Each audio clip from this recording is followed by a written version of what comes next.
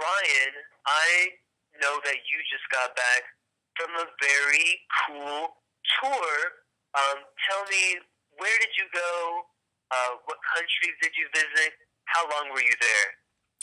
Well, let's see. I was in the United Kingdom, Belgium, Germany, Poland, Hungary, Switzerland, Austria, and Italy.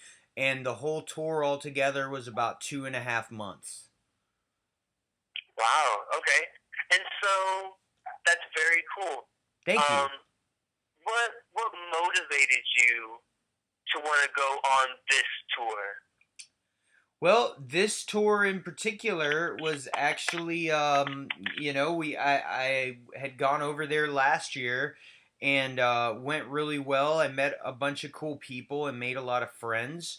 So it just seemed like a natural thing to want to go back while the iron was still hot, so to say, and because I think that's one of the most important things about touring is that you have to, like, once you start touring you have to keep touring, so that people don't forget about you and whatnot. So that was kind of what inspired it, just trying to, like, keep making the rounds and kind of like making the circles and just trying to make the circles bigger and bigger every time you go out. Okay. Hey, that was cool. Once you start touring, you got to keep touring. That seems so obvious after you say it, but maybe not a lot of people think about that. That was really cool. So you had actually been there the year before. Okay, what motivated you the year before? Like, I know a lot of bands. None of them ever went on tour. Okay, some of them did. They did a U.S. tour, through a couple of states or a bunch of states. Not too many of them DIY over the Atlantic Ocean to check out a bunch of other places. You don't speak those languages, or maybe you do. It just seems so out there, like booking a show in these countries and figuring out where to stay and how to get around. It would read like the manual for visiting Mars. It's just completely, literally foreign to me. So what motivated you the first time? Well, the first time, well, let's see. Last year it was I was over there for a few months again. I had gone on like the long United States tours, like, crisscrossed back and forth from coast to coast in 2012. And that year I was on tour for 6 months. So I told myself I had to top myself, and I went on tour 9 months total. That was 6 months in the United States, 2 months in Europe, and 1 month in Asia. So basically, my inspiration was just any time I accomplish anything, I try to beat myself the following time. I try to, like, keep pushing the envelope and try to do it in a way to where everything is successful and everything's still going smooth and meeting new people, and then returning to the places where everything went well and trying to, like, build on the good connections I've made. And like I said, it is important just to, like, stay on people's radar, because there's so much, so so much entertainment for people to view or listen to these days, that it's really hard to stand out because there's so much stuff out there. But and I don't know, it just seems to me like nothing beats the old in-person deal, just playing shows, meeting people, having the people that met you last time come back the next time you show up. That's kind of what it's all about. You're a fucking genius, Bryan. Oh, You know, thank you, God. Logan. That's Hey, nice of you to and what say. a and what a cool attitude too. Wow, you're saying so much about yourself. Um, the the, you crisscrossed across the United States, and you wanted to one up yourself. That's the kind of attitude that gets you to tour in Europe, DIY style. I mean, there's the answer right there. Um, and you really made the whole DIY musician thing really simple. I'm obviously, I'm in a band too. doing, about the same thing you are, not touring internationally, but touring nationally. And, there's so many different things I can do for my band. Do I spend my time and energy on a music video? Do I get the photos? Do I invest in stage props? Do I just spend all of that time leveling up in my mixing? Where's that mastering guy? There's 100 million things to do, all worth doing at some point. And you just made it so simple. Nothing beats the in-person effect. So you gotta go to where all the people are. Am I hearing you right? Is that what you're saying? Yes, sir, it is, and I definitely hear you. And let me just say that it's quite an awesome band that you have, Voodoo Boogaloo. It was a real pleasure to play with you guys. Last year. I was about to say earlier this year, but oh yeah, it's the new year. But no, man, that was almost exactly a year ago. Isn't that wild? Yeah, because it was Valentine's Day. That's that's why I have to thank you guys for doing a show with us on Valentine's Day. That just goes to show like what kind of dedication you guys have. Yes, thank you.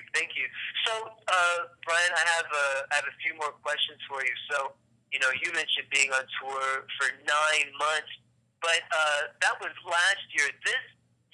The one you just came back from, that was just 2.5 months by itself. Is that right? No, well, actually, I was on tour. I toured as Anguish. It was only me that came over because actually I had made these arrangements to play with the girl, the German girl who was playing percussion with me. I'd made those arrangements with her actually before Mitch had officially joined Anguish. So basically I was living up to a commitment that I had made. I would have loved to have had Mitch over there, but I was kind of living up to a commitment I'd made before he was actually in the band. So it was myself and Sonia from the band 2B2 on percussion. It was the two of us just driving around Europe. So, and that was 2.5 months, but you're saying you were touring before that 2.5 months as well? Well, for last year in 2015, it was a total of, I did it a little different this past year because 2012 it was 6 months straight. 2014 it was 9 months straight. Last year I changed it up a little bit. Like the tour that I met you and Stephanie on, that was like a month and a half tour, and then I went on a few like 2-week tours here and there because at the advice of the agent that I had working for me at the time, he suggested that it's better to go on tour, for a month and a half, then take a couple weeks off or take a month off, then go back on tour. And, I see his point in that, but for me, honestly, like as far as like, being kind of, what's the word? Like, in harmony or whatever, it's better for me to go on the road. Yeah, and there are fewer transitions. I mean, those are the things that personally really zap the energy out of me, because if I transition from my at-home life to on-tour life, wow, all of a sudden I'm out of my comfort zone. Right. I got everything's new. There's being on the road, that's a different mode. It's a totally different mode. And then you get used to it. Then you come back home and you're like, oh wow, this is weird all over again. And to just minimize, for me, just to minimize the amount of transitions and just pick that mode, rock it out, until it's done. Then only one transition, come back, okay, and then rock that mode. No doubt. It is kind of how you're feeling as well. Yeah, totally. I mean, like once you're on the road, you kind of thrive on that, and it's like when you're actually touring, it's like you have this momentum building up that keeps going and going, and But then when I go home and take some time off, it's like, geez, I'm home. Like, don't get me wrong, I love my home. That's why it is home. But at the same time, as soon as I get home, it seems like it's only a few days before I'm like ready to start planning out the next tour, and and it gets to the point where doing the DIY thing, I think it's great because there's a lot of, you have to be careful. I mean, so there's a lot of shady people in the music industry, unfortunately, and you have to, like, sometimes it's better off just to do a lot of the stuff yourself. But then if you get successful to a certain point, you get to the point where it's just too much for you to do by yourself. And I have hired like freelance agents to work on certain tours here and there, or I'd hire agents to work on the regions that I didn't have as much experience with. Because once you go to a city and you play a town, and you meet bands in the city, you build a good rapport with the people who work at the venues, then you're pretty much in good shape. And then I've just relied on like hiring freelance agents for the places in between where I didn't have like as much experience or knew as many people. Mhm. Mhm. So let's talk about the tour you just got back home from. Okay. Who organized this tour? And what were the different kinds of roles, either that you filled or you had somebody else fill? Well, I organized most of it. The idea was originally, like I said, I was playing with Sonya from the band 2B2, so it was her band's idea. Actually, originally I was supposed to be the opening act on their tour. However, the band broke up. Before the fruition of this tour. I, however, had already bought my plane tickets and everything, so I was completely committed to this. But I found out a little late that the band had broken up and the agent they'd hired was no longer working with them. So actually, I kind of had the responsibility of booking the tour kind of fell on me unexpectedly, and with not that much time to prepare. I found out that I had to fill in all the Wow. missing dates with only 2 months, and that's not, so it was it, Wow. it was a real That is challenge. that is a piece of drama right there. I Tell me mean, about it. Brian, you strike me as a really positive guy. I Thank would you. have fucking freaked out. Did you freak out? I did. There was definitely like some freak out time, but you know what? I mean, like I said, I'd already bought the tickets. I was like, well, I gotta make the most of it. So, You because, are so good. oh, thanks, Logan. Congratulations to you for being so good. Well, thank you very much. It's but yeah. So I spent So hours. you had 2 months. You just found out. Oh, there's nothing waiting for me over there. I have 2 months to make something happen. Then what did you do? I just got on the laptop, did Google searches. I had some shows booked already from the towns that I had played the previous year. Um, but then the most of the shows were supposed to be booked by this band's agent, and so I had about 80% of the tour unbooked with just 2 months in advance. So it was rough, but you know what? I sat in front of the laptop and just did research, Google searches for places that had live music, and just really put in hours and hours a day trying to do research and just sending out hundreds of emails, and just made it, kept going. Now I did have a couple weeks that were kind of sparse when it came to bookings, but for the most part, I got most of it booked and had a lot of great shows, a lot of really fun shows, and it just Excellent. And what about the language barrier? I mean, you're emailing. You listed off like 6 or 7 countries. Are you just emailing these people in English? yeah, for the most part, there were a few times that I used the Google Translate, but after speaking to my friends in Europe, most people do have English as their second language, in Europe. Yeah. So I really was kind of, we as Americans are kind of lucky for that.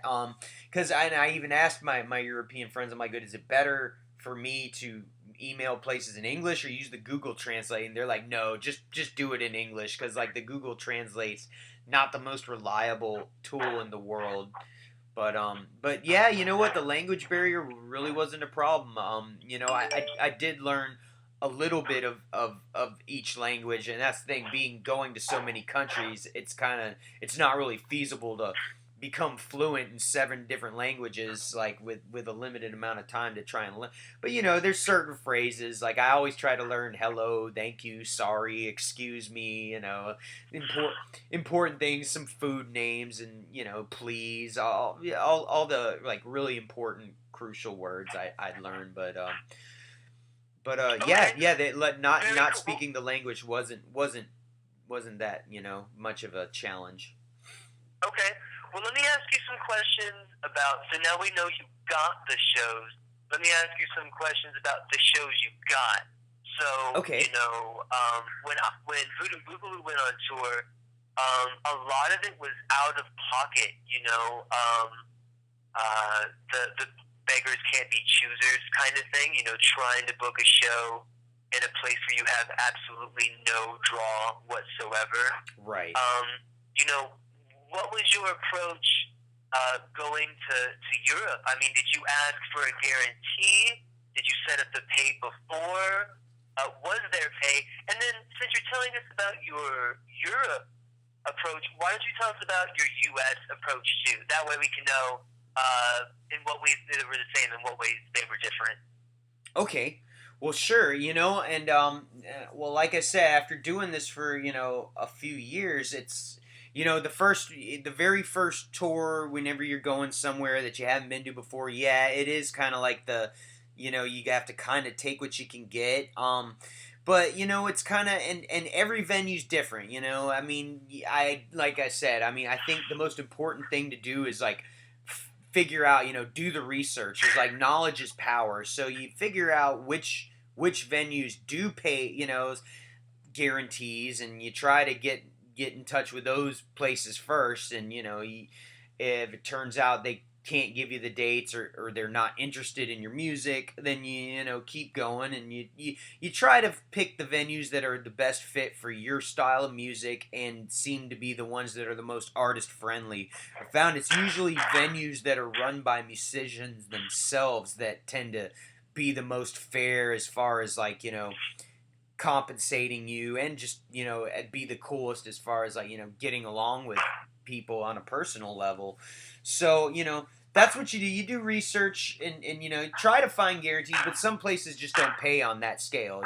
Some places pay you by the door, some places pay you by percentage of sales. And then I've done, you do some like especially on like Monday, Tuesday nights when the amount of venues that actually are open are kind of sparse. Then those would be the kind of nights I do, like coffee shops where you like play for tips and a meal. It's like it's either you try to get enough good paying shows to where on like the weekend nights you got to try is when you got to try to get the good paying shows. And then Mondays and Tuesdays can be a little sparse, and you might be playing for tips or lodging. A lot of venues actually offer lodging, which is, to me, when you're on the road, that's just as good, because you know spending money on a hotel or like camping.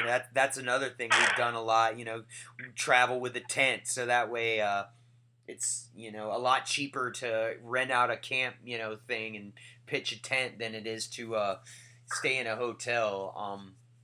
But I mean, basically that's the same approach for Europe and the U.S. You do research, try to find places that offer guarantees, and but that's not to say that the door deals and the bar percentage deals can't go well. I mean, I've made just as much off doors and bar percentage deals as I have off guarantees. So it's kind of it's and of course the higher paid gigs seem to be a little bit more elusive and harder to find. But once you find them, it's like I said, continuing to play the same places and trying to capitalize on your success and just playing really good music and winning new fans every time you come back to a place. So, getting back to your original question, yeah, when you are first starting off on a tour and you haven't been to a place, you kind of have to, work your way in, and but obviously you can't, it needs to be able to pay for itself. Otherwise, it's kind of, you can't do it forever. So it's a real hard, it's hard. It's definitely a tough balancing act to be able to tour and make it to where you're making profit. It's hard, and that's something I've had a difficult time with too, because I constantly want to go to new places when everybody's telling, well, really it's smarter to just go to the same places you've gone over and over again, which you need to do that too. But like I said, I like to push the envelope and just keep finding new places, just because you know going totally against like the business smarts, like me seeing new places is kind of like that's my kick. That's like how I get a thrill out of life. So and then that's how you grow your fan base too. Yeah, yeah, absolutely. So, if you don't mind me asking, we're talking about, wow, a balancing act to be able to profit from being on tour. So, this past tour, the one you just got back from, did you uh, lose? I don't really like that word, but did you spend more than you made? Did you break even? I know that plane ticket is a big item on that budget. Um, do you mind sharing? No, not at all. I don't mind sharing now, and like I said, ran into some unfortunate circumstances with having the agent that this band had hired fall through. So you know what? I actually gotten all the dates booked that I wanted to, it would have at least paid for itself. I wound up coming pretty close to even, but you have to play like when you're on tour, you have to play pretty much almost every night, at least 6 nights a week. When you're at the small independent level, because I mean, some shows you'll be making a good amount of money, and then other shows it's kind of like I said, Monday and Tuesday nights are rough, but it's always better to play like a small show than no show at all. So no, this last European tour wasn't a success financially, but once again, it goes back to the unfortunate circumstances there. So Yeah, yeah, and and we are just talking about the financial situation.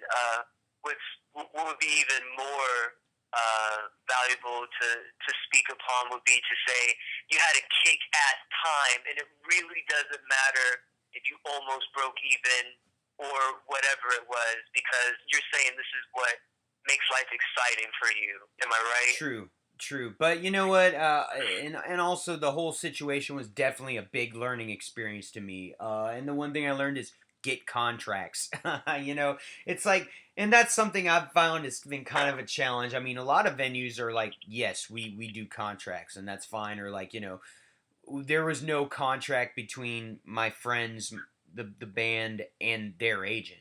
It was just, there was no written contract, and because of that, it's kind of how things got convoluted, and we kind of got the short end of the stick.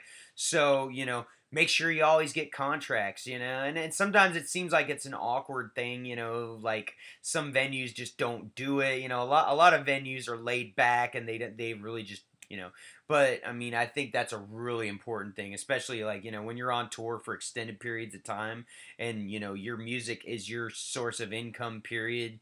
Then yes, that's something I learned the hard way. You really need to get contracts, because even the most trustworthy people can seem to the people that seem trustworthy can sometimes turn out to not be in the end. So Sure, and why not just have them to keep everybody clear on what exactly is on the table? Yeah, right, there's untrustworthy people, but right, also, if somebody's booking, a show every night that week, there's three bands and they have representation. Like, wow, people might forget, especially, you booked a show 4 months in advance, 3 months in yes. advance, something like that. Why not just ask for a contract so everybody's clear on what needs to happen? Exactly, and you know what? There you go. Like for years, I didn't it wasn't something that I really went into, because like it's like you said. I mean, there's always a million things to do, and it's like sometimes it's hard getting in touch. A lot of times the talent buyers and clubs are not quite as quite as good on the communication as I'd Like, like them to be. yeah. You're waiting for days and weeks to get a response from somebody. Oh my You finally gosh, get a yes. confirmation on a show, and then it's like, now I need a contract, and then it's like another week before you get a contract, and you're sitting here like, Yeah. it's definitely, I mean, there's so many, it's such a multifaceted, I mean, and I know, I mean, you and Stephanie and Voodoo Boogaloo been on tour, so I'm sure you Yeah. know what I'm talking about. Some of these people are really hard to get a hold of, and it's like, dang, now I need a contract. That's another 2 weeks before you know but it has to be done. I mean, just because and it's weird because only recently, like just last year in 2015, did it really start coming up to be an issue where one thing or another, it's like, oh well, yeah, you get double booked, or somebody, the talent buyer booked you so long ago he forgot. A lot of times talent buyers, there's a big rotate, the talent buyers leave the club, and all of a sudden there's a new guy, and he's like, oh well, they didn't leave me anything, so Yeah. it's Yeah. You're absolutely right. it's rough. It's definitely not an easy process, but you Yeah. just got to. Get contracts is incredible advice. I mean, anybody that hears that advice, like, good God, you just sped up so far along the learning curve. Just, you know, get the contract. Hey, I bet, either from this last tour or just, all of your touring experience piled up together, I bet you've learned some other things that would help that you can share, that would help somebody speed them along their learning curve. Get contracts is one of those. What's another one? Maybe you could even start with something that you learned just on this last tour. Well, let's see. Yes, getting contracts, that's very important. Another thing that's really important,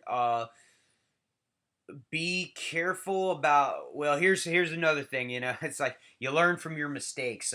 Let's see.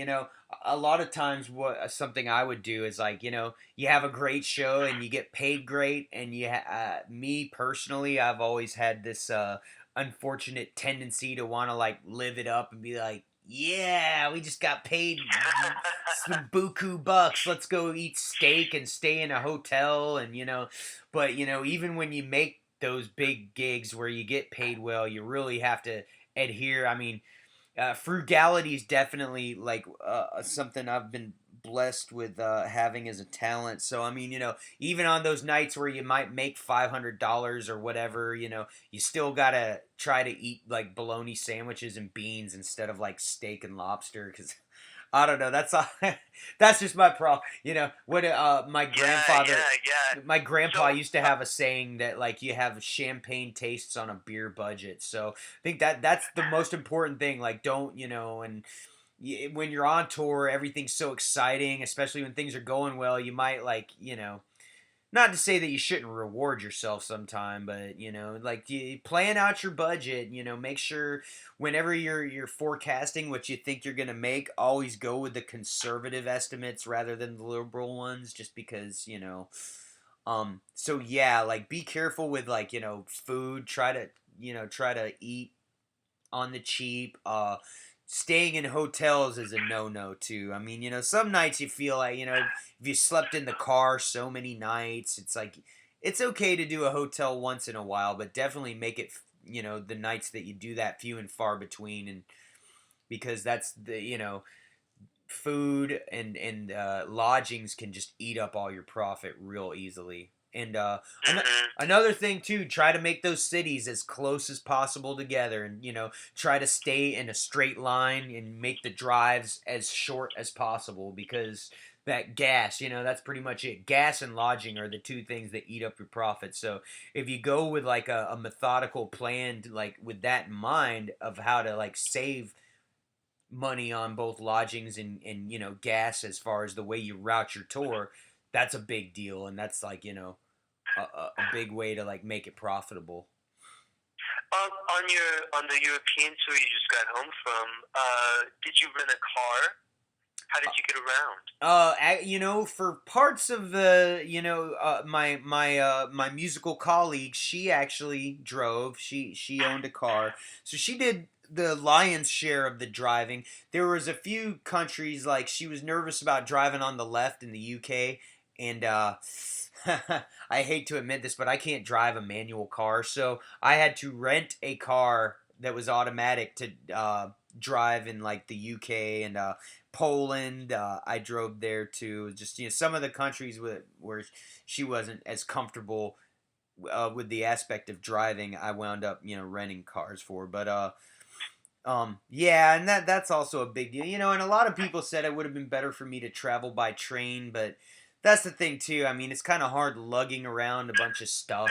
So it's and plus if you do have a car, even if if you're planning on going on tour in Europe and renting a car, then you'll probably want to plan on like sleeping in the car too for a lot of the nights, which is what we did a lot of the time. We wound up sleeping at the rest stops, and same thing we do here in the U.S. So you want to make sure you have a comfortable automobile that you can actually sleep in comfortably. Yeah, yeah. Yeah, I'm just imagining like getting off of the train with your guitar and your amp, and the gig is still like 2.5 miles from the train station, and then Oh yeah. okay, and yeah, I've that seems done a that bit before too. confusing. I've walked like well actually like last year, or not last year, 2014 when I played in Paris. I was a little nervous about driving in Paris, so I actually stayed in a hotel outside the city and walked 2 hours lugging my guitar and my merch through. It was a good way to see Whatever the it city takes, too. right? Paris was one of the like most exciting. One of the places I was the most excited to visit.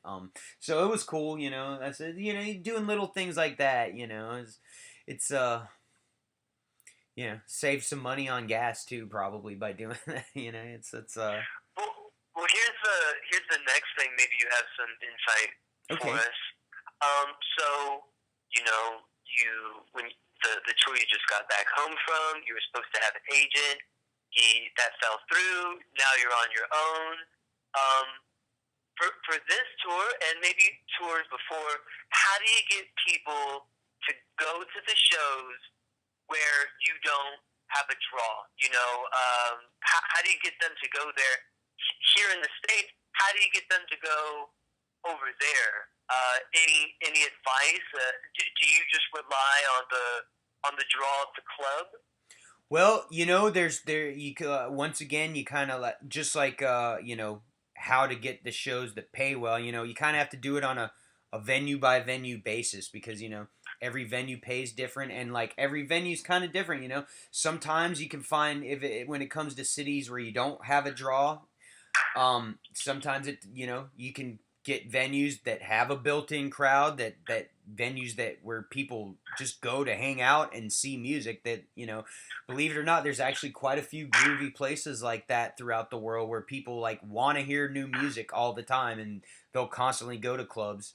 Another great idea is to team up with bands. Like that's another thing that's worked. You team up with bands that in the cities that you really haven't played in before, and you rely on them to help you out with getting people out, and then their fans become your fans, and then those people that were originally there to see the other the local band, next time you come back in town, yeah. And once again, all this is kind of dependent upon like making sure the music has to be special, otherwise people won't be interested. But those same people that went to see the other band are coming back to see your band next time. And I try to like you build good relationships with bands, and usually when I go back to towns repeatedly, I'm usually playing with the same bands, and that you hit it off well. Sometimes like people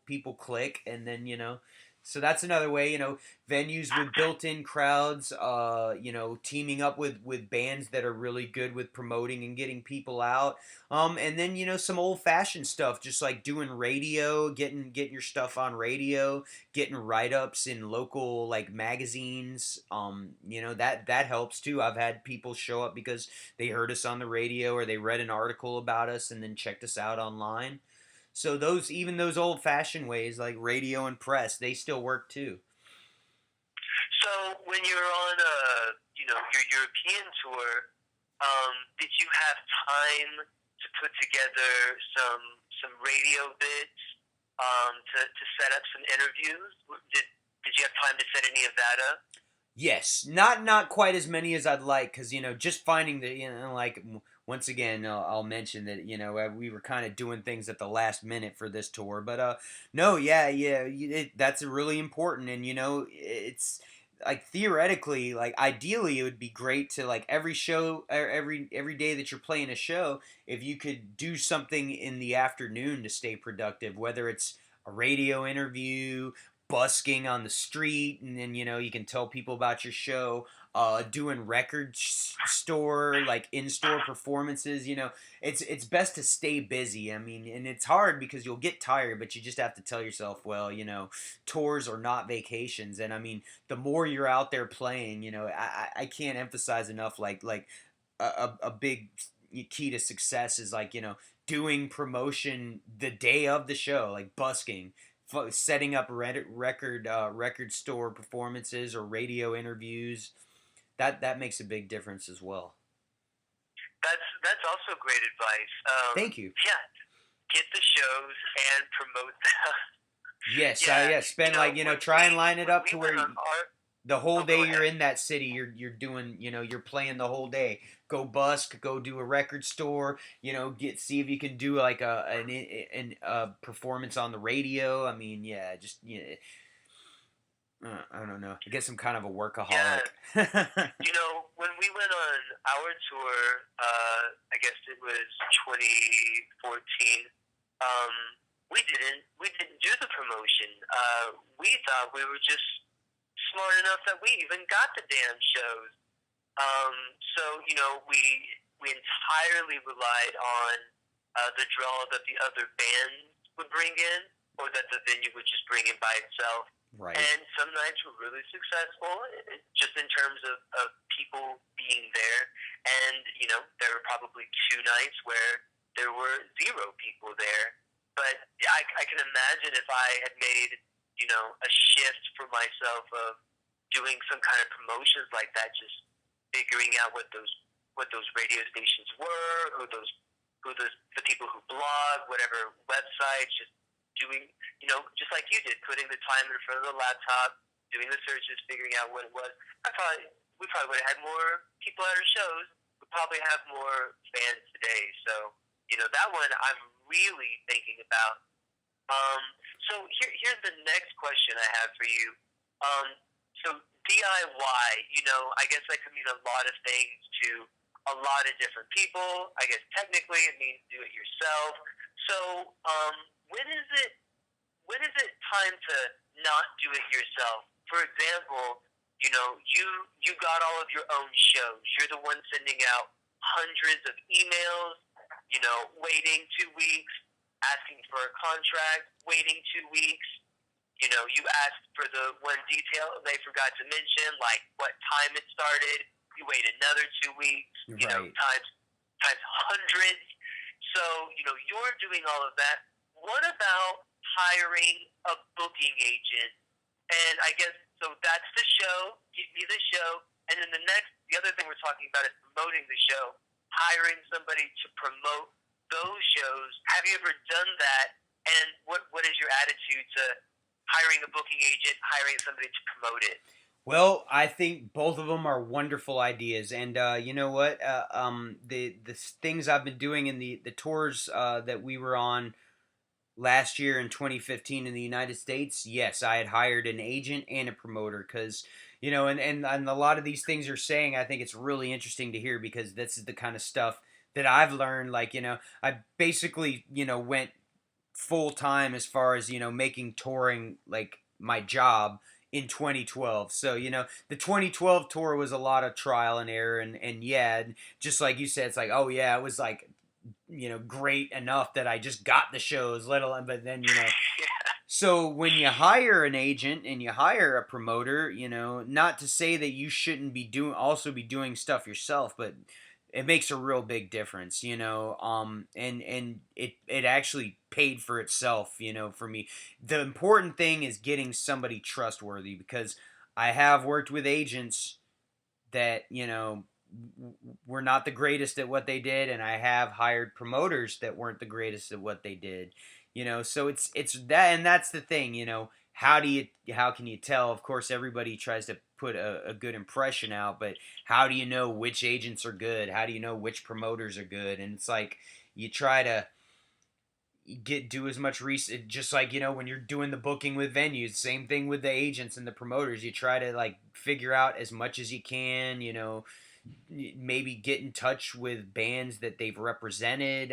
But yeah, I mean, the next logical step is, I mean, and that's where I got to. It got to the point where it's like, I had so much going on that it just was not feasible to do all your own and you booking. gotta, in the midst of all of this, you gotta create music sometime. Exactly, well. yeah, and that's the sad part too. When you're doing so much touring all the time, sometimes music itself actually gets pushed to the back burner. That's why, for the first half of 2016, it's, the touring's going to be kind of limited, because we're working on, a new album, a tour documentary film. So, and you can't do, it's hard to do stuff like that while you're touring. I mean, it's just, and after doing this for so many years, like putting out a full length album and touring simultaneously every year, it gets to the point where, you got to take a few months to where you're just focusing on the music, and then once that product's all done, and everything's all finished, you go on tour, and once you have something that you're proud of, that you think is special, and then that's your time to share it with the world, and then shift gears and go from, like, the creative side to the business side. And it's best to, like, build up a team, get an agent, get a promoter, get a, hopefully, like, after having worked with promoters and agents, like, the next step is to, like, now all I need is a manager, a lawyer, and a record label, and I'm set, but it's more important to have. I'm always thought it's better to not have a record label than to have a crummy record label, or not have a manager than to have a crummy manager. I mean, you need to make sure there's somebody working for you that believes in what you do 100%, and that's not always the easiest thing to find. And it's but there are people out there. There are, like, great managers out there, great agents that are willing to work super hard and give 100% for their clients. It's just the matter of doing the research and just having a little bit of, common sense, and being able to, like, read people's characters, because that is the problem in the music industry. There are a lot of, I think, predators that go after a lot of naive, musicians, and try to, like, rip them off, which I've it's happened to me too. So, I mean, you just be cautious and try to use your best judgment when dealing, if you're with stuff like that. Yeah, great advice, Bryan. Hey, thanks, Logan. Yeah, I have. We've talked about so many great things. I have one more question for you, and then we'll draw our excellent talk to a close. Okay. And that is, I want to know about your best online resources. So, for example, I always forget if it's called Indie on the Move or Indie on the Go. Indie on the Move. Isn't that how we met each other? Did we meet through that? Oh, I guess I didn't think of that. Yeah. You're right. So, wait, is it Indie on the Move or Indie on the Go? Yeah, Indie on the Move's the one I use the most. I didn't know. Yeah. But yeah, you're absolutely right. You know what? Indie on the Move for and here's the thing, the guys, Kyle and Brian Weber from the band Zelazoa. You know what? I met them in 2006 in Charlotte. And I saw their touring schedule. And I was, like, blown away. I was like, wow, how do you guys do this? You don't have a record label. You're on tour all the time. How do you do it? And like, those guys were super encouraging to me, and they gave me some pointers, and and they were really really helpful and really nice guys, and they built this website. Basically, I mean, Indie on the Move rules. You type in the city, you type in the day of the week, you type in the capacity, like, they have every detail in there. Those guys are really awesome, and I can't express how much gratitude I have to them for building something like that to help all musicians everywhere. I mean, that's really an altruistic and egalitarian thing that they did. And you know what? If I ever get the time, I would love to do like an Indie on the Move style website for Europe, where you can just pull up any city in any country, put in, and have a listing for all the music venues. And Indie on the Move's great because you can leave reviews as a musician about what your experiences were like. Whether you had good experiences or not. Yeah, Indie on the Move, definitely. But then, like I said, of course there is no Indie on the Move for Europe, but there were some websites over there that were kind of the same thing, not quite as in depth and detailed. But then, and then there's also always like TripAdvisor and Yelp. That's what I wound up looking at for a lot of Europe stuff. But yeah. For US touring, Indie on the Move, there is no better resource. Damn, after such kind words by you, I think they need to hire you to go investigate the European branch and get all that info for these guys. I've casually like mentioned that to them. I would, what? Maybe I need to hit them up.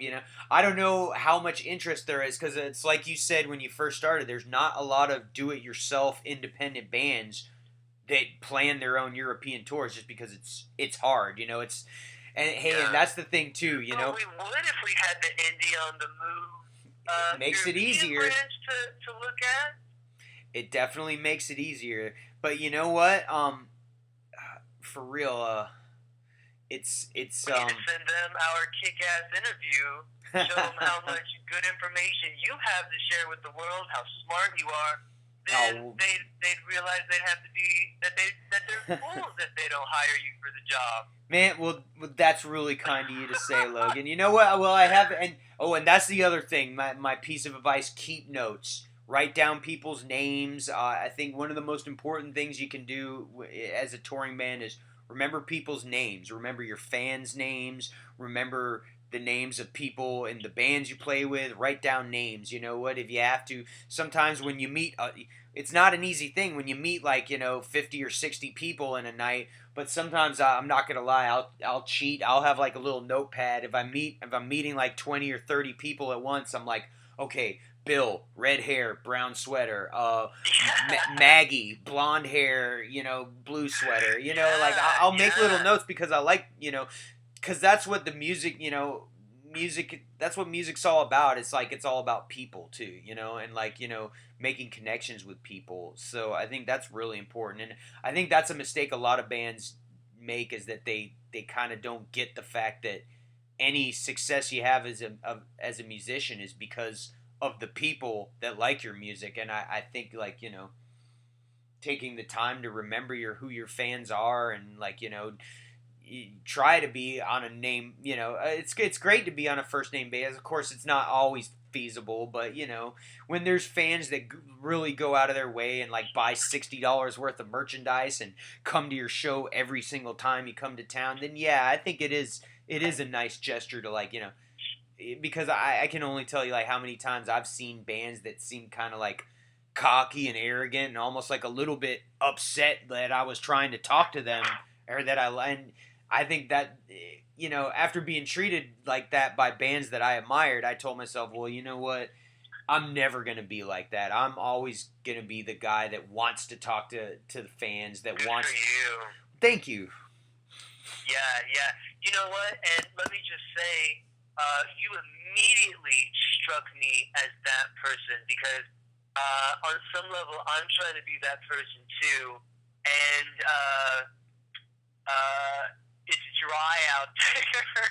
Man, you know what? Well, I also like, I think that's why we hit it off, man. You and Stephanie are both like really outgoing and really friendly and Thank really, you.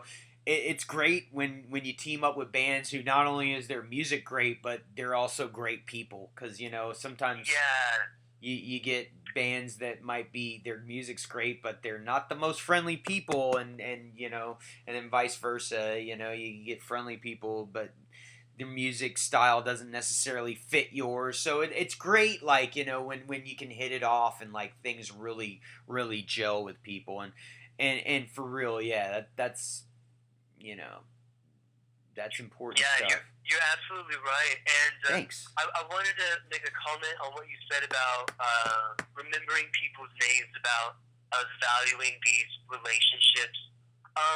Wow, not only did you say that was important, because it absolutely is, but you also gave a piece of practical advice. You said keep a notepad, or that you have.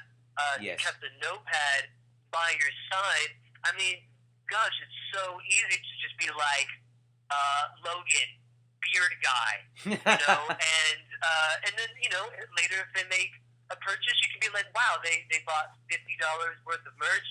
Like, get that person's email address, send them a thank you email. They'll be your friend. They'll be your friend and fan for as long as you're a band. Right, And right.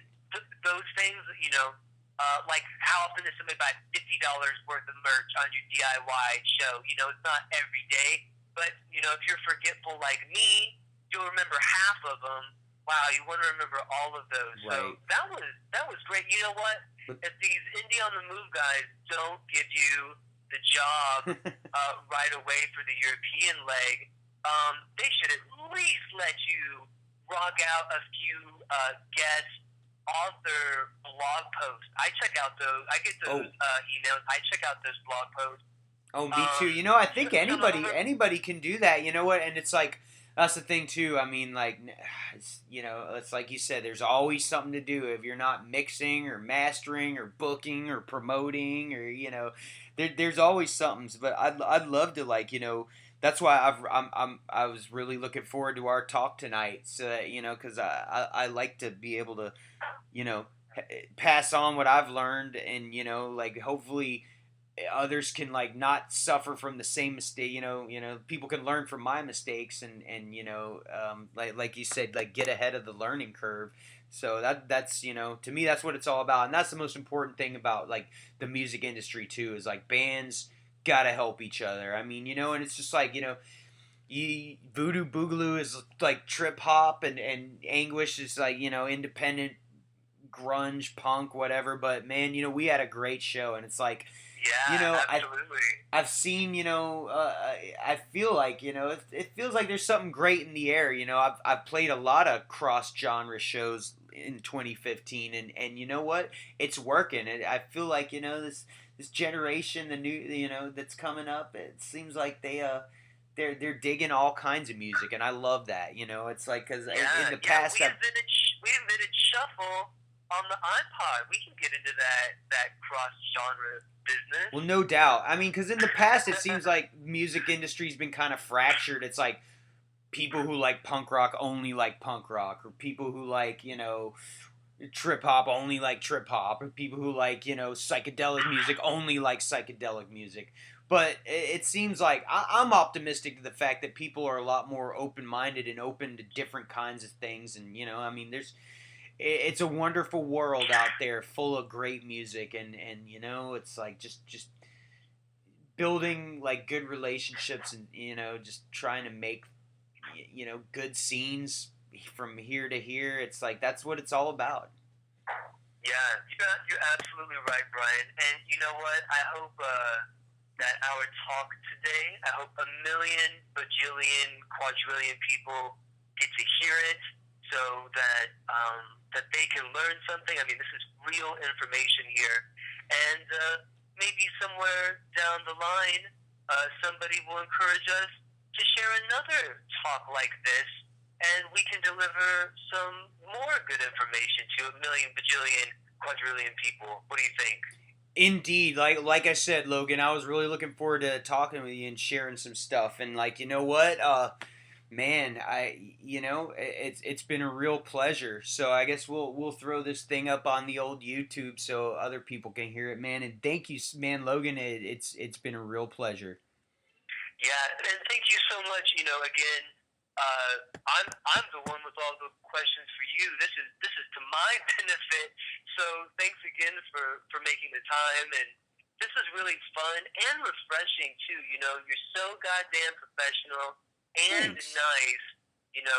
Who the hell are these are not people you come in contact with very often, if at all. So it was really great just to hear you talk about these things. I feel like I can go work on my music twice as hard tomorrow. You know Well, what I mean? well, thanks, Logan. I'm honored.